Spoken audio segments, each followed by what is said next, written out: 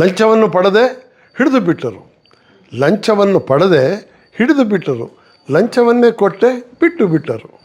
ನೀರು ಥರ ಇರುತ್ತದೋ ಅದನ್ನು ಹಾಕಿ ಕೈ ಅದ್ದಿದ್ರೆ ಪಿಂಕ್ ಕಲರ್ ಬರುತ್ತೆ, ರೆಡ್ ಹ್ಯಾಂಡಾಗಿ ಹಿಡಿದ್ರು ಅಂದ್ರಲ್ಲ ಅದು. ನೋಡಪ್ಪ ಈ ಥರನೇ ನಡೆಯೋದು. ಈ ನೋಟನ್ನು ಯಾರು ಅವನು ಡಿಮ್ಯಾಂಡ್ ಮಾಡಿದ್ದಾನೆ ಅವನಿಗೆ ಕೊಡ್ತಾರೆ. ಅವನು ಅದನ್ನು ರಿಸೀವ್ ಮಾಡ್ಕೊಂಡ್ರೆ ಆವಾಗ ನಾವು ರಿಕವರಿ ಮಾಡ್ತೀವಿ. ಇದೇ ನೋಟ್ ಆಗಿರಬೇಕು. ಆವಾಗ ಸರ್ ಈ ಥರ ದುಡ್ಡು ಕೇಳ್ತಾ ಇದ್ದಾನೆ, ಆವಾಗ ನಾವೇನು ಮಾಡ್ತೀವಿ, ಅವನಿಗೆ ಒಂದು ವಾಯ್ಸ್ ರೆಕಾರ್ಡರ್ ಕಳಿಸ್ಕೊಡ್ತೀವಿ. ಲೋಕಾಯುಕ್ತದಲ್ಲಿ ಏಕದಮ್ ರಿಜಿಸ್ಟರ್ ಮಾಡಲ್ಲ ನಾವು ಕೇಸು, ನಮಗೂ ಬೇಕಾದಷ್ಟು ರಿಸ್ಟ್ರಿಕ್ಷನ್ಸ್ ಇರುತ್ತೆ. ಆಮೇಲೆ ಅವನಿಗೆ ಒಂದು ಟೇಪ್ ರೆಕಾರ್ಡ್ರನ್ನ ಅದನ್ನು ಕಳಿಸ್ಕೊಡ್ತೀವಿ. ಇನ್ನೂ 2-3 ಮೆಥಡ್ ಇದೆ, ಅದು ನಾನು ಇಲ್ಲಿ ಬೇಕು ಅದಕ್ಕೆ ಹೇಳ್ತಾ ಇಲ್ಲ. ಎಲ್ಲ ಇದೆ. ಈಗೆಲ್ಲ ನಮ್ಮ ಸರ್ಕಾರಿ ನೌಕರರು ಇದ್ದಾರಲ್ಲ, ಲಂಚ್ಕೋರರು, ಅವರ ದಿಮಾಕೆ ಬೇರೆ. ಇವನು ದುಡ್ಡನ್ನು ಡಿಮ್ಯಾಂಡ್ ಮಾಡ್ತಾ ಇರೋದು ಲಂಚಕ್ಕಾಗಿ ಅಲ್ಲ, ಈ ಕೆಲಸ ಮಾಡ್ಕೊಡೋಕ್ಕಾಗಿ ಅಂತ. ಅಲ್ಲಿ ಕನ್ಫರ್ಮ್ ಆಯ್ತಲ್ಲ. ಸೊ ಇಮಿಡಿಯೇಟಾಗಿ ನಾವು ಹೋಗ್ತೀವಿ. ನಾನೀಗ ಒಂದು ಟ್ರ್ಯಾಪ್ ಹೇಗೆ ನಡೆಯುತ್ತೆ ಅಂತ ಸುಮ್ಮನೆ ಹೇಳ್ತಾ ಹೋಗ್ತೀನಿ. ಹಿಂದೆ ಎಲ್ಲ ಲೋಕಾಯುಕ್ತ ಕೇಸ್ ಆಯಿತು ಅಂತ ಗೊತ್ತಾಗೋದು ಪನಿಷ್ಮೆಂಟೇ ಇಲ್ಲ. ಯಾರು ಲೋಕಾಯುಕ್ತದವ್ರು ಬಂದಿದ್ದಾರೆ ಅಂದರೆ ಯಾವುದೋ ಕಾಳಿಂಗ್ ಸರ್ಪ ಬಂದಿದೆ ಅಂತಲೇ ಲೆಕ್ಕ. ಅವ್ರಿಗೆ ಮೊದಲು ಇವನ್ನ ಆಚೆಗೆ ಹಾಕ್ಬಿಡೋಣ ಅಂತೇಳಿ. ಮೊದಲೆಲ್ಲ ಆದರೆ ಆ ಏರಿಯಾದಲ್ಲಿರೋಂಥ 3 ಜನ ಗೌರವಾನ್ವಿತರನ್ನು ಕರೆದು ಅವರ ಸಮಕ್ಷಮದಲ್ಲಿ ಮಹಾಚಾರ ಮಾಡ್ತಾಯಿದ್ದು. ಈಗ ಆ ರೀತಿ ಇಲ್ಲ. 3 ಜನ ಸರ್ಕಾರಿ ನೌಕರರು, ಬೇರೆ ಬೇರೆ ಡಿಪಾರ್ಟ್ಮೆಂಟವರು, ಅಂದರೆ ಅವರು ಮುಕ್ತ ಸಾಕ್ಷಿಗಳು. ರೈಡ್ ಅಂತ ಹೇಳ್ತಾ ಇದ್ದೀರಲ್ಲ, ರೈಡನ್ನು ಯಾವ ಸಂದರ್ಭದಲ್ಲಿ ಯಾಕೆ ಹೇಗೆ ಮಾಡ್ತಾರೆ? ಅದ್ರ ಜೊತೆಗೆ ಟ್ರ್ಯಾಪ್ ಮಾಡೋದಿದೆಯಲ್ಲ, ಟ್ರ್ಯಾಪ್ನ ಹೇಗೆ ಮಾಡ್ತೀರಾ? ಮತ್ತು ಇನ್ನೊಂದು ಕೆಲವೊಂದು ಸಲ ಜನಸಾಮಾನ್ಯರೇ ಮಾತಾಡ್ತಾರೆ, ಪೊಲೀಸ್ನವರೇ ಬೇಕು ಅಂತ ಹೇಳಿ ಏನೋ ತಂದಿಟ್ಟು ಟ್ರ್ಯಾಪ್ ಮಾಡಿಸ್ಬಿಟ್ರು ಅಂತ ಈ ರೀತಿ ಎಲ್ಲ ಇದೆ. ಹೀಗೆ ನೀವು ಇಲಾಖೆಯಲ್ಲಿ ಇರೋದ್ರಿಂದ ನೀವು ಅದರಲ್ಲಿ ವರ್ಕ್ ಮಾಡಿದ್ರಿಂದ ನಿಮ್ಮನ್ನೇ ಕೇಳ್ತಿದ್ದೀನಿ, ಹೌದಾ ಈ ರೀತಿ ಮಾಡಿದ್ದುಂಟಾ? ಇಲ್ಲ, ಅದೇ ನೋಡಿ, ಇವೆಲ್ಲ ಮಿಸ್ಕನ್ಸೆಪ್ಷನ್ಸು. ಈಗ ಪೊಲಿಟಿಕಲ್ ಪಾರ್ಟೀಸು ನಮ್ಮನ್ನು ಬಿಟ್ಟು ಹಿಡಿಸಿದ್ರು ಅನ್ನೋದಾಗಲಿ, ಇವೆಲ್ಲ ಸತ್ಯಕ್ಕೆ ದೂರವಾದ ಮಾತು. ಇನ್ಫ್ಲೂಯೆನ್ಸ್ ಮಾಡಲ್ಲ ಅಂತಲ್ಲ, ಬೇರೆ ಯಾವುದೋ ಪೊಲೀಸ್ ಸ್ಟೇಷನ್ಗಳಲ್ಲಿ ಮಾಡ್ತಾರೆ, ಆದರೆ ಎಲ್ಲನೂ ಕೇಳ್ತಾರೆ ಅಂತಲೂ ಅಲ್ಲ. ಸೊ ಬ್ರೇಕ್ ಅವರು ಯಾವ ರೀತಿ ಅಂದರೆ ಸುಳ್ಳು ಕಂಪ್ಲೇಂಟ್ಗಳನ್ನು ಕೊಟ್ಟು ಮಾಡ್ತೀವಿ ಅಂತಂದರೆ, ನಾಳೆ ದಿನ ನಾವು ಅದನ್ನು ಜಸ್ಟಿಫೈ ಮಾಡಬೇಕು. ನೀನೇನು ಆ್ಯಕ್ಷನ್ ತೊಗೊಂಡೆ? ಈಗ ಒಬ್ಬ ಮನುಷ್ಯನಿಗೆ ಸುಮ್ಮನೆ ಅಂತ ತಳ್ಳಿದ್ರೆ ಸಾಕು, ಅದ್ರ ಬಗ್ಗೆ ನಾವು ವಿವರಣೆ ಕೊಡೋಕ್ಕಾಗಲ್ಲ. ಆ ಮಟ್ಟದಲ್ಲಿ ಜನ ಜಾಗೃತವಾಗಿದ್ದಾರೆ. ಅದರಲ್ಲೂ ರೈಡ್ ಅಂತ ಮಾಡೋದಾಗಲಿ, ಟ್ರ್ಯಾಪ್ ಮಾಡೋದಾಗಲಿ, ಸುಳ್ಳು ಮೋಸಕ್ಕೆ ಅವಕಾಶ ಇರೋದೇ ಇಲ್ಲ.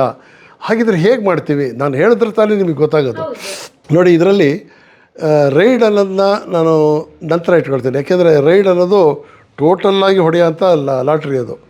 ಇದು ಮಿನಿ ಲಾಟ್ರಿ ಇದ್ದಾಗೆ ಅವತ್ತು. ಹೌದು. ಟ್ರ್ಯಾಪ್ ಅಂದರೆ ಅಲ್ಲೇ ಡ್ರಾ, ಅಲ್ಲೇ ರಿಸಲ್ಟು, ಈ ಥರ ಇರುತ್ತೆ. ಈಗ ಒಬ್ಬ ಮನುಷ್ಯ ಲಂಚ ತಗೊಳ್ತಾ ಇದ್ದಾನೆ ಅಂತಂದರೆ ಅವನ ಬಗ್ಗೆ ಒಂದು ಕಂಪ್ಲೇಂಟ್ ಬರುತ್ತೆ. ಸರ್, ಇಂಥ ವಿಚಾರದಲ್ಲಿ ನನಗೆ ಅವನು ಲಂಚ ತೊಗೊಂಡು ಡಿಮ್ಯಾಂಡ್ ಮಾಡ್ತಾ ಇದ್ದಾನೆ, ಅವನ ಮೇಲೆ ಆ್ಯಕ್ಷನ್ ತೊಗೊಳ್ಳಿ ಅಂತ. ಹಾಗೆ ಅಂದಿದ ತಕ್ಷಣ ನಾವು ತೊಗೊಳಕ್ಕಾಗಲ್ಲ. ನಾವೇನು ಮಾಡ್ತೀವಿ, ವೆರಿಫಿಕೇಷನ್ ಮಾಡಲೇಬೇಕು. ಹೇಗೆ ವೆರಿಫೈ ಮಾಡೋದು? ಅವನು ಕಂಪ್ಲೇಂಟ್ ಕೊಟ್ಟಾದಮೇಲೆ ಯಾವುದಕ್ಕೆ ಕೊಟ್ಟಿದ್ದಾನೆ, ಅವನು ಸರ್ಕಾರಿ ನೌಕರಿಯಕ್ಕೆ ಸಂಬಂಧಪಟ್ಟ ಹಾಗೆ ಅವನು ಲಂಚ ಕೇಳ್ತಾ ಇದ್ದಾನೆ. ಪರ್ಸನಲ್ ಇದರಲ್ಲಿ ಅವನೇನೋ ವ್ಯವಹಾರ ಮಾಡ್ಕೊಂಡು ಕೇಳ್ಬೋದು, ಅದು ಬರೋಲ್ಲ. ಸರ್ಕಾರಿ ಕೆಲಸಕ್ಕೆ ಸಂಬಂಧಪಟ್ಟ ಹಾಗೆ ಅವನು ಲಂಚಕ್ಕಾಗಿ ಡಿಮ್ಯಾಂಡ್ ಮಾಡಿರಬೇಕು, ಮತ್ತು ಇವನಿಗೆ ಕೊಡು ಅಂತೇಳಿ ಡಿಮ್ಯಾಂಡ್ ಮಾಡಿರ್ಬೇಕು. ಅಂದರೆ ಅವನ ಹತ್ರ ಒಂದು ಅರ್ಜಿ ಬಾಕಿ ಇರಲೇಬೇಕು. ನಾವು ಕೇಳ್ತೀವಿ, ಸರ್ ಅದೇ ನಾನು ಖಾತೆ ಬದಲಾವಣೆ ಮಾಡಬೇಕು. ಈಗ ಸಾಮಾನ್ಯವಾಗಿ ಖಾತೆ ಬದಲಾವಣೆ ಮಾಡೋದಿರುತ್ತೆ. ಈಗ ನಮ್ಮ ತಂದೆ ಅವ್ರದ್ದು ಇರುತ್ತೆ, ಜಮೀನೆಲ್ಲ ನಮ್ಮ ಹೆಸರಿಗೆ ಖಾತೆ ಬದಲಾವಣೆ ಮಾಡಬೇಕು. ಹೋದಾಗ ದುಡ್ಡು ಕೇಳ್ತಾರೆ, ಇದು ಕಾಮನ್. ಇದು ಸರ್ ಅವ್ನು ಕೇಳ್ತಾ ಇದ್ದಾನೆ ಅಂತ. ಹಾಗಿದ್ದರೆ ಆ ಕೇಳ್ತಾ ಇರೋ ವ್ಯಕ್ತಿ ಹತ್ರ ಇದೆಯಾ ನಿಮ್ಮ ಅರ್ಜಿ? ಇರೋದೇ ಇಲ್ಲ. ಅರ್ಜಿನೇ ಇಲ್ದಲೇ ನಾವು ಬರೀ ದುಡ್ಡು ಕೇಳ್ದೆ ಅಂದರೆ ಆಗೋದಿಲ್ಲ. ಅದಕ್ಕೆ ನಾವೇನು ಮಾಡ್ತೀವಿ, ಫಸ್ಟ್ ಅರ್ಜಿ ಕೊಡಪ್ಪ. ತಹಶೀಲ್ದಾರ್ ಆಫೀಸ್ಗೆ ಹೋಗುತ್ತೆ ಅರ್ಜಿ ಹೋಗಿ ರೆವಿನ್ಯೂ ಇನ್ಸ್ಪೆಕ್ಟರ್ ಹತ್ರ ಬರಬೇಕದು, ಎನ್ಕ್ವೈರಿ ಮಾಡಿ ಅಂತ. ಇವನು ಟೇಬಲಿಗೆ ಬಂದು ಕೂರುತ್ತೆ. ಈ ರೆವಿನ್ಯೂ ಇನ್ಸ್ಪೆಕ್ಟ್ರು ಅಥವಾ ವಿಲೇಜ್ ಅಕೌಂಟೆಂಟು, ಗ್ರಾಮ ಲೆಕ್ಕಿಗ ಅಂತ ನಾವೇನು ಹೇಳ್ತೀವಿ, ಅವ್ರು ಯಾರು ಇಬ್ಬರಲ್ಲೊಬ್ಬರು ಡಿಮ್ಯಾಂಡ್ ಮಾಡ್ತಾರೆ. ಅಂದರೆ ಆ ಅರ್ಜಿ, ನನ್ನ ಅರ್ಜಿ ಅವನ ಹತ್ರ ಇರಬೇಕು. ಆವಾಗ ಸರ್ ಈ ಥರ ದುಡ್ಡು ಕೇಳ್ತಾ ಇದ್ದಾನೆ, ಆವಾಗ ನಾವೇನು ಮಾಡ್ತೀವಿ, ಅವನಿಗೆ ಒಂದು ವಾಯ್ಸ್ ರೆಕಾರ್ಡರ್ ಕಳಿಸ್ಕೊಡ್ತೀವಿ. ಮೊದಲೆಲ್ಲ ಆದರೆ ಮಿನಿ ರೆಕಾರ್ಡರ್ಸ್ ಇರೋವು, ಅದನ್ನು ಕೊಟ್ಟು ಕಳಿಸಿದ್ರು ಸರಿಯಾಗಿ ರೆಕಾರ್ಡ್ ಆಗ್ತಿರಲಿಲ್ಲ. ಆಮೇಲೆ ಈ ವಾಕಿ ಟಾಕಿ ಅಲ್ಲ, ಅದಕ್ಕೆ ಏನಂತಾರೆ, ವಾಕ್ಮನ್ಗಳು ಬರ್ತಾಯಿತ್ತು ನೋಡಿ, ಇಷ್ಟು ದಪ್ಪ ಇಟ್ಟಿಗೆ ಇದಾಗಿರೋದು, ಅದನ್ನು ಕೊಟ್ಟು ಕಳಿಸಿದ್ರು ಹಿಂಗೆಲ್ಲ ಇಟ್ಕೊಂಡು ಅದು ಫೇಲ್ಯೂರ್ ಆಗಿಬಿಡೋದು. ಇವಾಗೆಲ್ಲ ಡಿಜಿಟಲ್ ಇದೆಲ್ಲ ಬಂದಿದೆ. ಇದಕ್ಕಿಂತ ಸರಳವಾಗಿರೋಂಥ ವಾಯ್ಸ್ ರೆಕಾರ್ಡರ್ಸ್ ಇರುತ್ತೆ, ಬರೀ ಬಟನ್ಗೆ ಹಾಕ್ಕೊಂಡು ಕಳಿಸ್ಕೊಡ್ಬೋದು, ಗೊತ್ತಲ್ಲ ಕೀ ಚೈನ್ಗೆ ಹಾಕಿ ಕಳಿಸ್ಕೊಡ್ಬೋದು. ಅವ್ನಿಗೆ ಕೊಟ್ಟು ಕಳಿಸಿ ಇದ್ರ ಬಗ್ಗೆ ಅವ್ನು ಏನು ಡಿಮ್ಯಾಂಡ್ ಮಾಡ್ತಾಯಿದ್ದಾನೆ ಕೇಳು ಅಂತ. ಅಂದರೆ ನಮಗೆ we want to confirm it. ಇವನು ಯಾವುದೋ ವೈಯಕ್ತಿಕ ದ್ವೇಷ ಸಾಧನೆಗಾಗಿ ಒಬ್ಬ ಸರ್ಕಾರಿ ನೌಕರರನ್ನ ತೊಂದರೆಗೀಡು ಮಾಡ್ತಾನೆ ಅನ್ನೋದಿರುತ್ತಲ್ಲ, ಅದಾಗಬಾರ್ದಲ್ವ. ಹಾಗಾಗಿ ಲೋಕಾಯುಕ್ತದಲ್ಲಿ ಏಕ್ದಮ್ ರಿಜಿಸ್ಟರ್ ಮಾಡಲ್ಲ ನಾವು ಕೇಸು, ನಮಗೂ ಬೇಕಾದಷ್ಟು ರಿಸ್ಟ್ರಿಕ್ಷನ್ಸ್ ಇರುತ್ತೆ. ಆಮೇಲೆ ಅವನಿಗೆ ಒಂದು ಟೇಪ್ ರೆಕಾರ್ಡ್ರನ್ನ ಅದನ್ನು ಕಳಿಸ್ಕೊಡ್ತೀವಿ. ಇನ್ನೂ 2-3 ಮೆಥಡ್ ಇದೆ, ಅದು ನಾನು ಇಲ್ಲಿ ಬೇಕು ಅಂತ ಹೇಳ್ತಾ ಇಲ್ಲ. ಯಾಕೆ ಅಂತಂದರೆ ಅದು ಕಾನ್ಫಿಡೆನ್ಷಿಯಲ್ ಆಗಿರಲಿ, ದ್ಯಾಟ್ ಈಸ್ ಸೀಕ್ರೆಟ್ ಅಷ್ಟೇ. ಒಟ್ಟಿನಲ್ಲಿ ಅವನು ದುಡ್ಡು ಕೇಳಿದ್ನಾ ಇಲ್ವ ಅನ್ನೋದು ನಮಗೆ ಕನ್ಫರ್ಮ್ ಆಗಬೇಕಾಗುತ್ತೆ. ಅದನ್ನು ವಿಚಾರಿಸಿದಾಗ ಅವನು ಆ ದುಡ್ಡಿನ ಬಗ್ಗೆ ಮಾತಾಡಿರ್ತಾನೆ. ಎಲ್ಲ ಇದೆ, ಈಗೆಲ್ಲ ನಮ್ಮ ಸರ್ಕಾರಿ ನೌಕರರು ಇದ್ದಾರಲ್ಲ ಲಂಚ್ಕೋರರು, ಅವರ ದಿಮಾಕೆ ಬೇರೆ.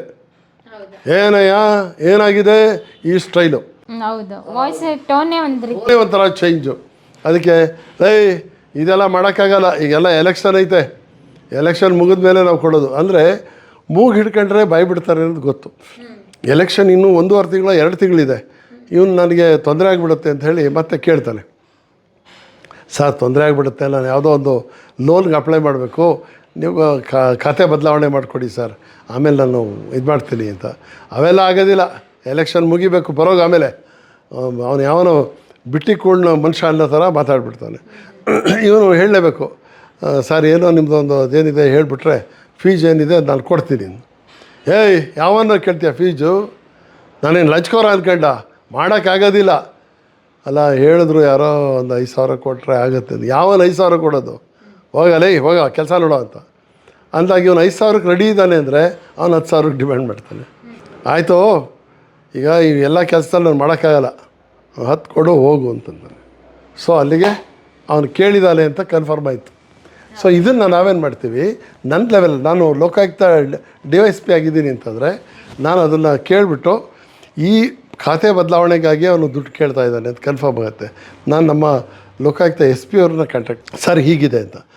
ಅವರು ವಾಯ್ಸ್ ರೆಕಾರ್ಡ್ರನ್ನ ಕೇಳ್ತಾರೆ, IGP ಅವರು ಕೇಳ್ತಾರೆ. ಅಲ್ಲಿಗೆ ಇವನು ದುಡ್ಡನ್ನು ಡಿಮ್ಯಾಂಡ್ ಮಾಡ್ತಾ ಇರೋದು ಲಂಚಕ್ಕಾಗಿ ಅಲ್ಲ, ಈ ಕೆಲಸ ಮಾಡ್ಕೊಡೋಕ್ಕಾಗಿ ಅಂತ ಅಲ್ಲಿ ಕನ್ಫರ್ಮ್ ಆಯ್ತಲ್ಲ. ಸೊ ಇಮಿಡಿಯೇಟಾಗಿ ನಾವು ಹೋಗ್ತೀವಿ. ನಾನೀಗ ಒಂದು ಟ್ರ್ಯಾಪ್ ಹೇಗೆ ನಡೆಯುತ್ತೆ ಅಂತ ಸುಮ್ಮನೆ ಹೇಳ್ತಾ ಹೋಗ್ತೀನಿ. ನಮಗೆ ತುಂಬ ಜನಕ್ಕೆ ಒಂದು ಐಡಿಯಾ ಇದೆ, ಸುಮ್ಮನೆ ಇದು ಕಂಪ್ಲೇಂಟ್ ಕೊಟ್ಟು ಏನೇನೋ ಮಾಡಾಕ್ಬಿಡ್ತಾರೆ ಹಾಗೆ ಹೇಗೆ ಅಂತ. ಪ್ರತಿಯೊಂದು ಪಾರದರ್ಶಕವಾಗಿ ನಾಳೆ ದಿನ ಅದ್ರ ಬಗ್ಗೆ ಏನೇ ಪ್ರಶ್ನೆಗಳು ಬಂದರೂ ನಾವು ಉತ್ತರ ಹೇಳಬೇಕು. ಆ ರೀತಿ ಲೋಕಾಯುಕ್ತ ಇದು ನಡೆಯುತ್ತೆ. ಹಿಂದೆ ಎಲ್ಲ ಲೋಕಾಯುಕ್ತ ಕೇಸ್ ಆಯಿತು ಅಂತ ಗೊತ್ತಾಗೋದು ಪನಿಷ್ಮೆಂಟೇ ಇಲ್ಲ. ಅದಕ್ಕಾಗಿ ಒಂದು ಇದು ಬಂದ್ಬಿಡ್ತು, ಎಂಥದ್ದು ಒಂದು ಚುಟುಕು ಯಾರೋ ಬರೆದಿದ್ರು, ಲಂಚವನ್ನು ಪಡೆದೇ ಹಿಡಿದು ಬಿಟ್ಟರು, ಲಂಚವನ್ನು ಪಡೆದೇ ಹಿಡಿದು ಬಿಟ್ಟರು, ಲಂಚವನ್ನೇ ಕೊಟ್ಟೆ ಬಿಟ್ಟು ಬಿಟ್ಟರು. ಸೊ ಈ ಥರದ್ದೊಂದು. ಹಾಗಾಗಿ ಲಂಚದವರೆಲ್ಲ ಸುಮ್ಮನೆ ನಾಮಕಾವಸ್ಥೆ ಮಾಡೋದಷ್ಟೇ. ಲೋಕಾಯುಕ್ತವರು ಈಸಿಯಾಗಿ ಬಿಡಿಸ್ಕೊಂಡು ಆಚೆ ಬರ್ಬೋದು ಅಂತ ಒಂದು ಪ್ರಚಲಿತ ಒಂದು ಇದಿದೆ. ನಾವೆಲ್ಲ ಟ್ರ್ಯಾಪ್ ಮಾಡೋದು ಅಂತ ನ್ಯೂಸ್ ಓದ್ತೀವಿ, ಆದರೆ ಶಿಕ್ಷೆ ಆಗಿದ್ದು ಒಂದು ಕಡೆನೂ ಓದಲೇ ಇಲ್ಲ ಅಂತ ತುಂಬ ಜನ ಹೇಳ್ತಾರೆ.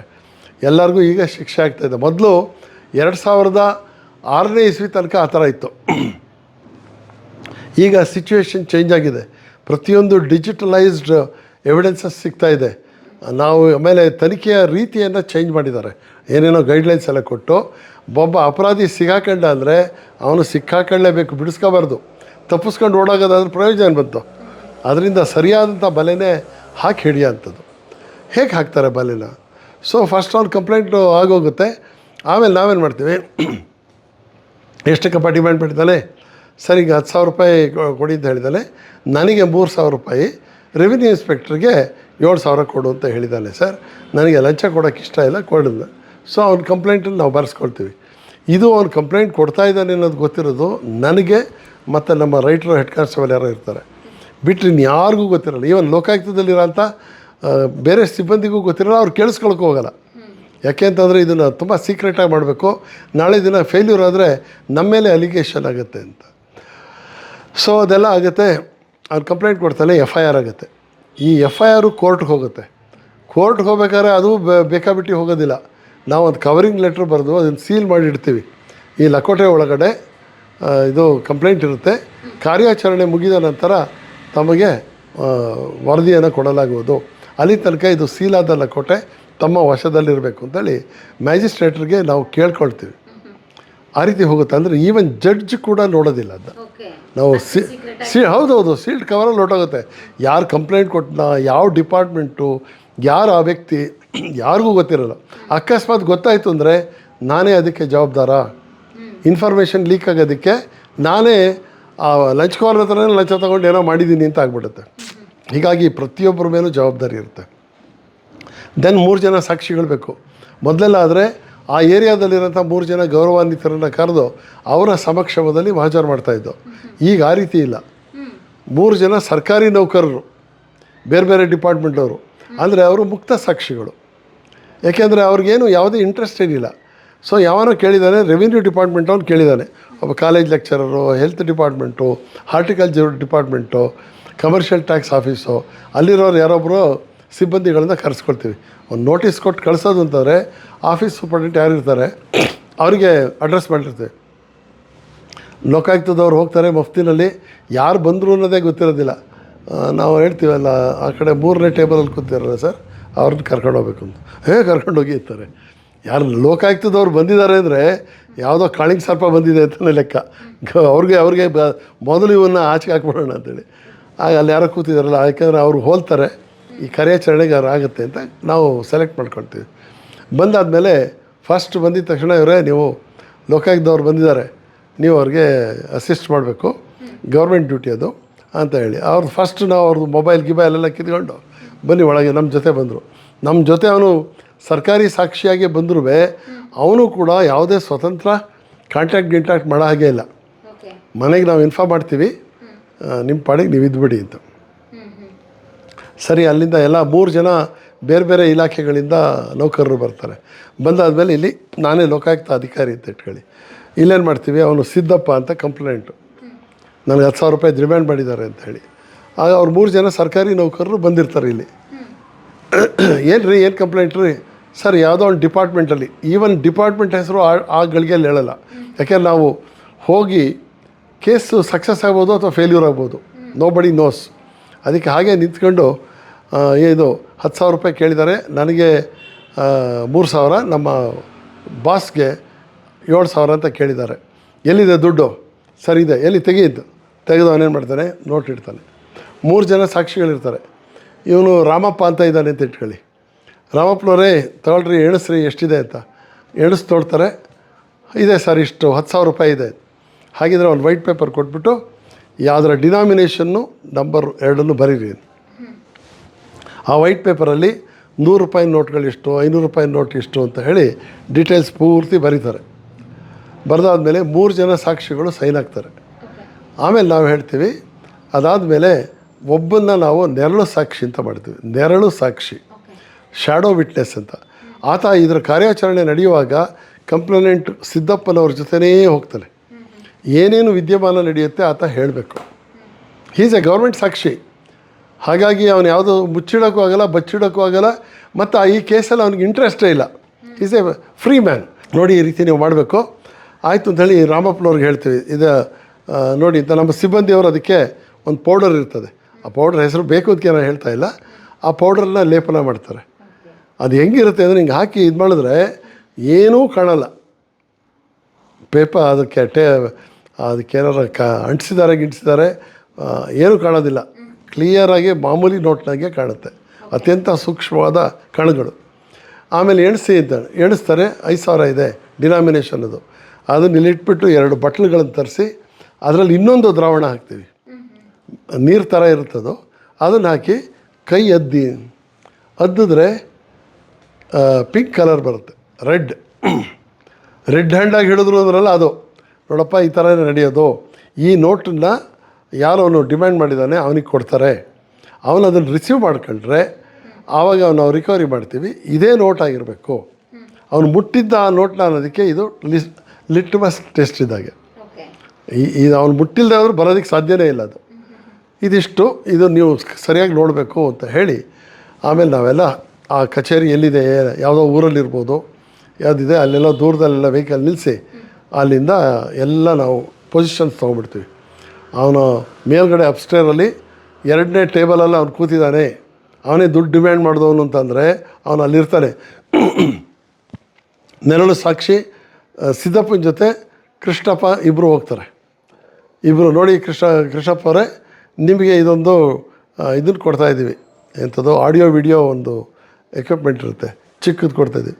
ಬೇಬಿ ಅದು ಬಟನ್ ಥರನೇ ಇರ್ಬೋದು, ಗೊತ್ತೇ ಆಗೋದಿಲ್ಲ. ಅಥವಾ ಇಲ್ಲಿ ಬೇರೆ ಇಲ್ಲಿ ಹಾಕೊಳ್ಳೋಂಥದ್ದಿದ್ದಾವೆ, ನಾನಾ ಥರದ್ದಿದ್ದಾವೆ, ಪೆನ್ನಿನ ಥರದಲ್ಲೂ ಇದ್ದಾವೆ. ಪ್ರಿಯ ವೀಕ್ಷಕರೇ, ನಾವು ತೋರಿಸುತ್ತಿರುವ ಇತಿಹಾಸದ ಕಥೆಗಳು ಕನ್ನಡದ ಕಲೆ, ಸಾಹಿತ್ಯ, ಸಂಸ್ಕೃತಿ, ಜನಜೀವನ, ಇತಿಹಾಸ ಸೃಷ್ಟಿಸಿದ ಜನಸಾಮಾನ್ಯರ ಅಸಾಮಾನ್ಯ ಕಥೆಗಳು ನಿಮಗೆ ಇಷ್ಟ ಆಗಿದ್ಯಾ? ಹಾಗಿದ್ರೆ ವಿಡಿಯೋ ನೋಡಿ ಸುಮ್ಮನಾಗ್ಬೇಡಿ, ಶೇರ್ ಮಾಡಿ, ಸಪೋರ್ಟ್ ಮಾಡಿ, ನಮ್ಮೊಂದಿಗೆ ಜೊತೆಯಾಗಿ. ಇದು ನೀವೇ ಬೆಳೆಸಿದ ನಿಮ್ಮ ನೆಚ್ಚಿನ ಡಿಜಿಟಲ್ ಮಾಧ್ಯಮ. ಇನ್ಮುಂದೆ ನಿಮಗಾಗಿ ಇನ್ನಷ್ಟು ವಿನೂತನ ಶೈಲಿಯಲ್ಲಿ ಬರಲಿದೆ. ನೈತಿಕ ಬೆಂಬಲದ ಜೊತೆಗೆ ಆರ್ಥಿಕ ಬೆಂಬಲ ನೀಡಿ. ನಿಮ್ಮ ಬೆಂಬಲವೇ ನಮಗೆ ಪ್ರೇರಣೆ, ಸ್ಫೂರ್ತಿ ಕೂಡ. ನಿಮ್ಮ ಬೆಂಬಲದೊಂದಿಗೆ ನಮ್ಮ ಪಯಣ ಮುಂದುವರಿಯುತ್ತಿದೆ. ಸಾಮಾಜಿಕ ಬದಲಾವಣೆಗೆ ಜೊತೆಯಾಗಿ ನಮ್ಮ ಮುಂದಿನ ಪೀಳಿಗೆಗೆ ಕರ್ನಾಟಕದ ಇತಿಹಾಸ ಉಳಿಸೋಣ.